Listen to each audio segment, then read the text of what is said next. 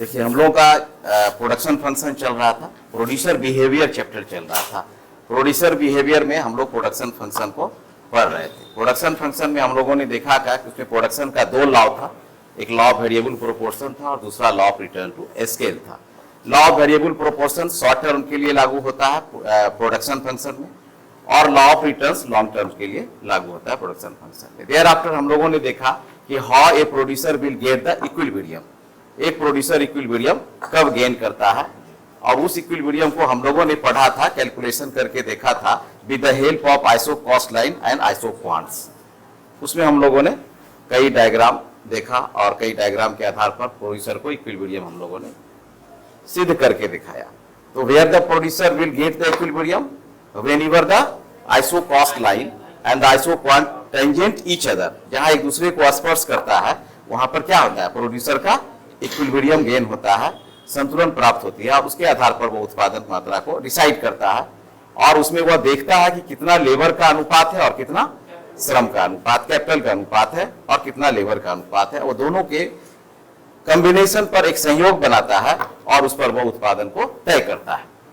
और अगर उसको उत्पादन का स्केल बढ़ाना होता है, पैमाना को बढ़ाना होता है, उत्पादन मात्रा को बढ़ाना होता है, तो वह फिर क्या करता है, अपर आईक्यू पर, अपर आइसो क्वांट पर चला जाता है। किस तरह जाता है, अपने बजट लाइन को वृद्धि करके, अर्थात लेबर की मात्रा को बढ़ाकर, कैपिटल की मात्रा को बढ़ाकर, तो देखता है कि उसकी क्वांटिटी क्या होती है, बढ़ जाती है।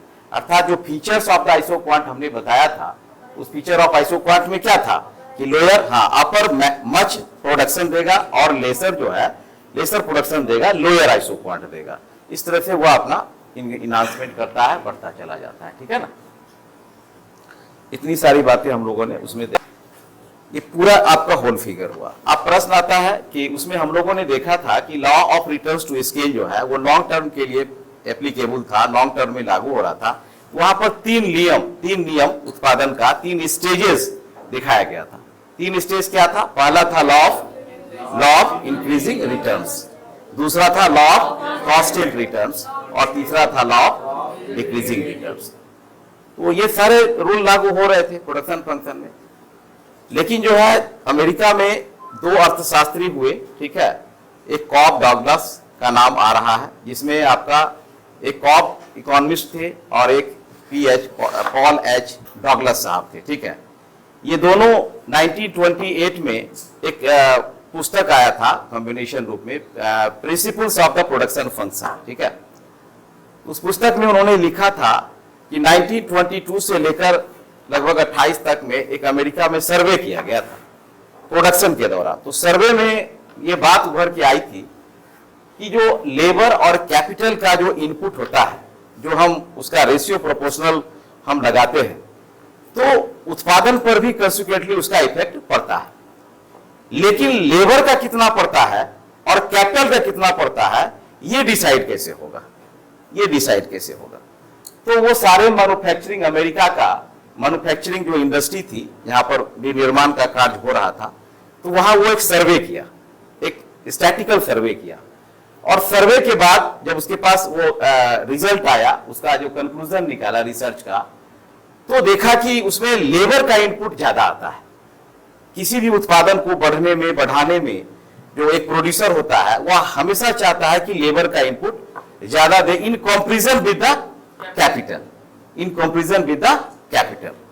तो सर्वे के दौरान वो एक फिगर आया, उनके पास स्टैटिकल डेटा आया कि लेबर 3/4 और 1/4 जो है कैपिटल का शेयरिंग होता है, उसका रेशियो प्रोपोर्शनल जाता है। तब उसने कंक्लूजन निकाल के रिसर्च पे दिया कि लेबर ही ज्यादा क्या इफेक्टिव इनपुट है फॉर द प्रोडक्शन फंक्शन के लिए, समझ गया ना। तो लेबर का ज्यादा योगदान होता है और कैपिटल का कम योगदान होता है। नंबर एक कंक्लूजन आया। दूसरा, पूरे रिसर्च का कंक्लूजन ये आया कि लॉ ऑफ इंक्रीजिंग रिटर्न्स तो इनिशियल फेज माना जाता है किसी भी उत्पादन का, क्योंकि कोई भी व्यक्ति जब प्रोडक्शन यूनिट को चालू करता है,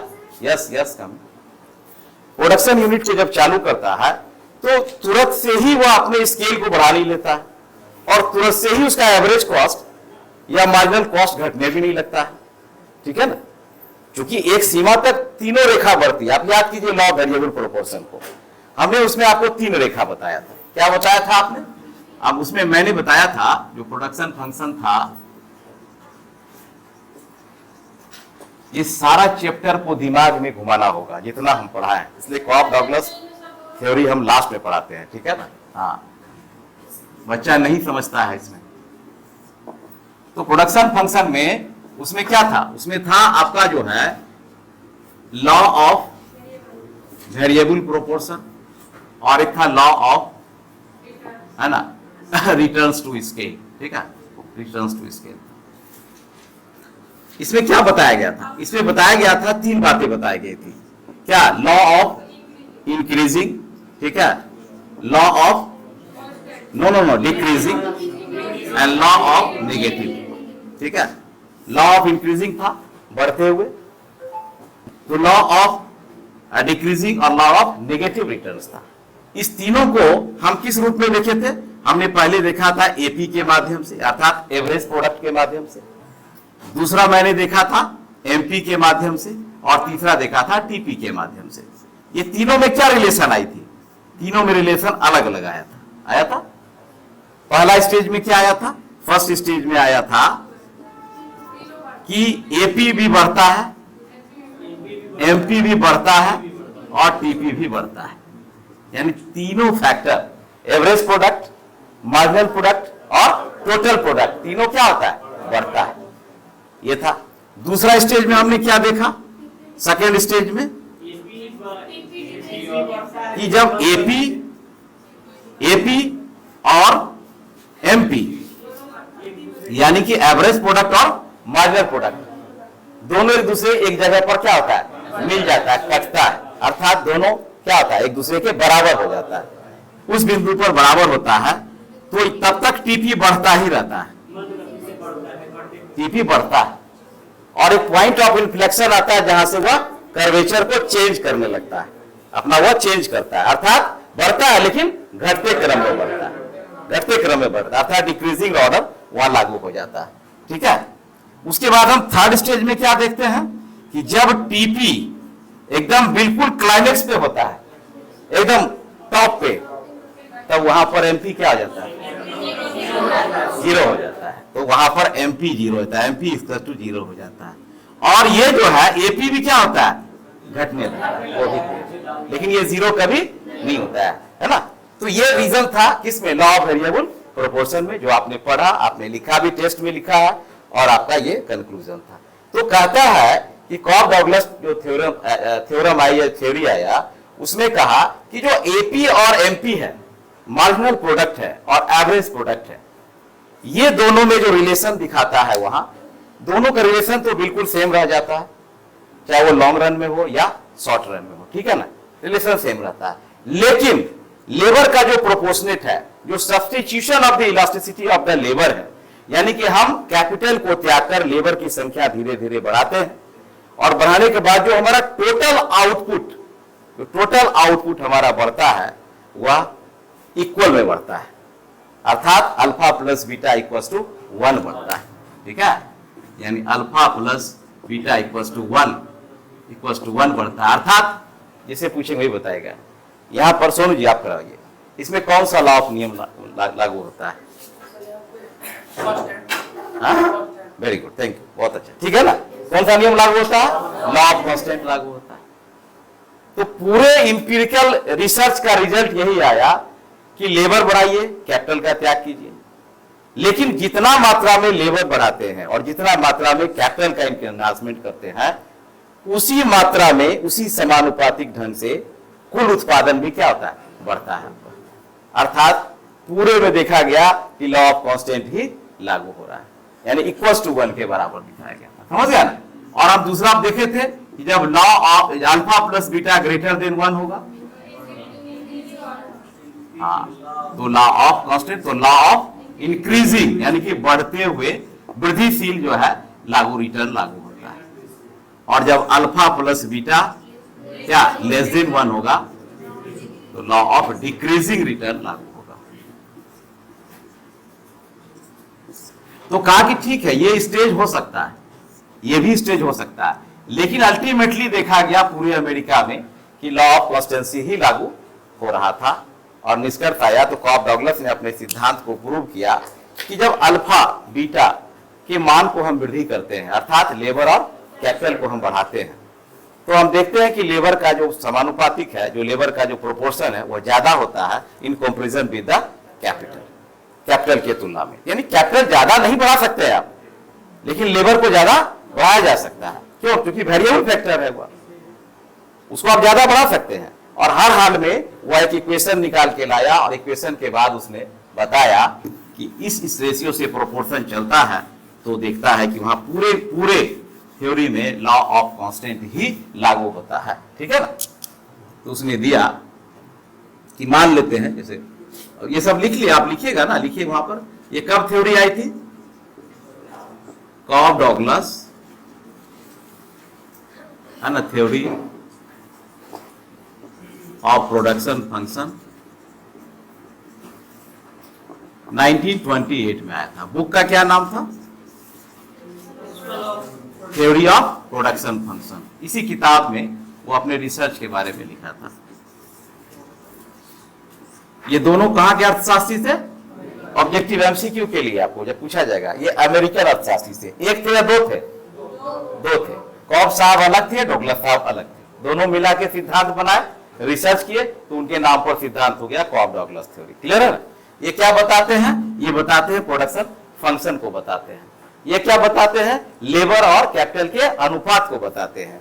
ये क्या बताते हैं? मार्जिनल रेट ऑफ सब्स्टिट्यूशन को बताते हैं कि कितने लेबर को बढ़ाने के लिए कितने कैपिटल का त्याग करना पड़ेगा, ये बताते हैं। और ये लास्ट में प्रूव करते हैं कि पूरे उत्पादन प्रक्रिया में लॉ ऑफ कांस्टेंट ही लागू होता है। लॉ ऑफ कांस्टेंट ही लागू होता है। और लॉ ऑफ कांस्टेंट अर्थात आप क्या किए, अगर आप, जैसे मैंने बताया था उस समय, कि अगर हम एक लेबर प्लस एक कैपिटल से उत्पादन करते हैं तो 100 क्वांटिटी के बराबर हमारा क्या होता है? उत्पादन होता है। ठीक है? 100 क्वांटिटी के बराबर होता है। लेकिन अगर लेबर को हम दुगना कर देते हैं और कैपिटल को भी दुगना कर देते हैं तो उत्पादन क्या हो जाता है? दुगना हो जाता है। और अगर लेबर को तिगुना कर देते हैं और कैपिटल को भी तिगुना करते हैं तो उत्पादन भी क्या होता है? तिगुना हो जाता है। ये दोनों का डिफरेंस, तीनों डिफरेंस क्या बता रहा है? कि जितनी मात्रा में हम श्रम को बढ़ा रहे हैं, जितनी मात्रा में हम पूंजी बढ़ा रहे हैं, उतना ही मात्रा में कुल उत्पादन भी बढ़ जा रहा है हर स्टेज में। अर्थात हम दुगना करते हैं तो उत्पादन भी हमारा कुल उत्पादन दुगना होता है। तो ये सारा इंस्टांस इसको कॉब डगलस के थ्योरम में भी, थ्योरी में भी आया और उसने उसको प्रूव किया कि हर हाल में लॉ ऑफ कांस्टेंट ही लागू होता है। क्लियर है ना? तो ये कॉब डगलस का सिद्धांत था। इसमें एक फॉर्मूला निकल के उसका आया, उस फॉर्मूला को लिख लीजिए।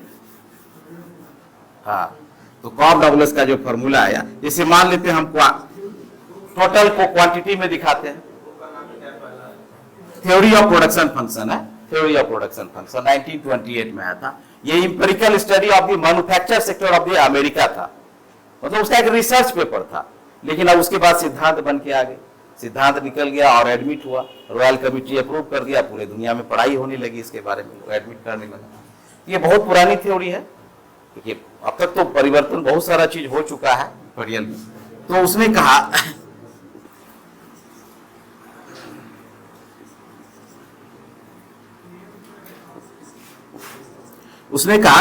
टोटल क्वांटिटी अर्थात जो कुल उत्पादन होता है वह A इंटू एल पर पावर अल्फा, यानी लेबर के पावर अल्फा, और K इंटू कैपिटल के पावर बीटा। ये पावर बताता है कि how much change, how elasticity change, how ratio change, किसमें? लेबर में और कैपिटल में। कितनी मात्रा में चेंज किया जाए, बीटा चेंज किया जाए या लेबर का अल्फा चेंज किया जाए, ताकि जो ए जो अन्य फैक्टर है, जो ए जो अन्य फैक्टर है, जैसे टेक्नोलॉजी है, और भी चूंकि उत्पादन के कई और फैक्टर होते हैं, तो जो अन्य फैक्टर है, जो टेक्नोलॉजी का यूज हो रहा है या जो तकनीक है, जो कुशलता है, वह सभी का समेशन क्या होता है? क्वांटिटी होता है। सभी का मल्टीप्लायर क्वांटिटी होता है। ठीक है ना? सभी का मल्टीप्लायर क्वांटिटी होता है। तो कहता है कि total quantity is equal to the A L to the power alpha and K to the power beta. ये साबित किया इसने। ठीक है ना? ये बता, पावर है, ऊपर पावर है, एल पर पावर। हाँ, अब मान लीजिए कि आप लेबर है तो 4 गुना बढ़ा है, जैसे अभी कैसे 1 गुना 2 गुना 3 गुना बढ़ा है, तो यहाँ पर 4 गुना बढ़ा है। इसको हम 2 गुना बढ़ाए, तो हम देखते हैं कि इसका कंसिक्वेंटली इफेक्ट क्वांटिटी पर कितना पड़ता है, कितना पड़ता है। यही इक्वेशन को उसने साबित किया, डेरिवेशन के द्वारा प्रूव किया। कई बुक में आप देखेंगे कि आपका अलग अलग और भी रहता है, तो अपना समझ लीजिएगा। तो Q बराबर है, जैसे A कांस्टेंट मान लिया और ये अल्फा को मान लिया, जैसे A मान लिया, A मान लिया, ठीक है ना, लेबर पावर A मान लिया, और K को इसमें मान लिया, है ना, 1 माइनस A मान लिया। या कई और बुक में देखिएगा, कई और तो अलग, सबका मीनिंग एक ही है, सबका मीनिंग है। एक टोटल क्वांटिटी इक्वल्स टू है, जैसे मान लेते हैं कि A हो गया, ठीक है, अब A टू दी पावर हमारा अल्फा हो गया, और कैपिटल टू दी पावर हो गया 1 माइनस अल्फा, बीटा हटा दिया। कहता है कि आपके पास 2 साधन है, क्योंकि इसकी मान्यता ही है, मान्यता है कि 2 साधन है आपके पास, क्या है, लेबर और कैपिटल है, और आपका बजट लाइन क्या है, जो आइसो कॉस्ट लाइन है वो दिया हुआ है, बजट तो दिया हुआ है ना आपके पास। तो आप क्या करेंगे, अपने बजट में से या तो पूरा लेबर आप लेंगे या पूरा कैपिटल लेंगे, या दोनों का कॉम्बिनेशन लेंगे, जो डायग्राम आपको बता रहा था। हमने बताया था कि ओ एक्स है और ओ वाई है, this is the labour and this is the capital, wherever you have the isocost line A B. तो व्हाट डिनोट बाय व्हाट, क्या है, क्या है ये बताता है कि अगर आप ओ बी लेबर लेते हैं तो कैपिटल 0 लेना होगा, और अगर ओ ए कैपिटल लेते हैं तो लेबर 0 लेना पड़ेगा। लेकिन क्या कोई उत्पादक ऐसा करता है क्या? अगर कोई एक फैक्टर को शून्य करेगा तो टोटल उत्पादन क्या आएगा, किसी भी शून्य से मल्टीप्लाई करने पर शून्य आएगा, वो तो आएगा ही नहीं कभी। तो जब भी एक उत्पादक क्या करता है, लेबर और कैपिटल में सामंजस्य करता है, और वह देखता है कि जो आइसो क्वांट है उसका दिया हुआ उत्पादन, जो आइसो क्वांट है वह किस बिंदु पर टच कर रहा है, और वहां से वह अपने इक्विलिब्रियम को क्या करता है, बनाता है। अर्थात वो L1 लेबर लेता है और वो K1 जो है या क्या लेता है, कैपिटल लेता है, यानी इतना कैपिटल और इतना लेबर लिया, और इस दोनों के सहयोग से उत्पादन IQ यानी 100 के बराबर किया। कहां किया, जहां उसका संतुलन होता है, ये तो बताया हुआ। तो कहता है कि अगर एक बार आप मान लेते हैं कि आपको टोटल 10 खर्च करना है, ठीक है, 10 खर्च करना है, तो अगर 10 में लेबर का आपने 8 ले लिया तो कैपिटल का कितना बचा। मान लिया अगर 8 अल्फा आपने ले लिया लेबर का, तो कैपिटल का कितना बचेगा, 8 है ना, 10 माइनस अल्फा, यानी कि 2 निकल के आएगा। तो इस फॉर्मूला को उसने प्रूव करके बताया कि आप जो है इसको मिटाए, इसको याद रखिएगा, खाली थोड़ा सा खाली बेसिक समझिए, बाकी लिखाएंगे तो समझ में आ जाएगा। इसने प्रूव करके बताया कॉफ डॉगलस के थ्योरम को, कि आप देखिए, तो अर्थात यहाँ क्वांटिटी बराबर जो है, यानी ए जो है कॉन्स्टेंसी को बताता है L to the power alpha into K to the power beta. तो कहा कि अगर इसका हम डेरिवेशन करेंगे, तो अगर मान लेते हैं कि इसका हमने लिया 3/4, L टू दी पावर 3/4, तो बीटा कितना आ जाएगा, 1/4 आ जाएगा। तो अर्थात इसको अगर डिजिटल में उन्होंने प्रूव किया, कहा कि L टू दी पावर है ना 0.75, तो K टू दी पावर 0.25, अर्थात अब जोड़ दीजिए तो अल्फा प्लस बीटा बराबर क्या आ जाएगा, मान ले दोनों पावर को जोड़ेंगे 1 आएगा, और अल्फा प्लस बीटा 1 क्या बताता है, लॉ ऑफ कांस्टेंट को बताता है। पूरे रिसर्च में यही प्रूव कर दिया जाके अंतिम में, समझ रहा है ना। तो कहा कितनों ही कुछ कीजिए, लेबर और कैपिटल का जो सामंजस्य होगा वो हमेशा 1 आएगा, और एक जो शो करता है अल्फा प्लस बीटा क्या शो करता है, लॉ ऑफ कांस्टेंट को शो करता है। अभी तुरंत लिखे थे। तो इसीलिए उसने कहा कि अल्फा प्लस बीटा, अर्थात क्या हो गया यहाँ पर आपका अल्फा बराबर कितना है, 3/4 प्लस 1/4 इक्वल टू 1, काट दीजिए 4/4 आ जाएगा, 4/4 इक्वल टू 1। या दूसरा बुक में प्रूव किया है उसने, alpha plus beta 0.75 plus 0.25 equal to 1। अर्थात आप जानते हैं चूंकि alpha plus beta equal to 1 होता है, अर्थात ये भी 1 हो गया, 1 बराबर 1, यानी कि लॉ ऑफ कांस्टेंट को बताता है। यही प्रूव कर दिया उसने। तो यही तो है, इसमें क्या दिमाग लगाना, this is the Cobb Douglas theorem.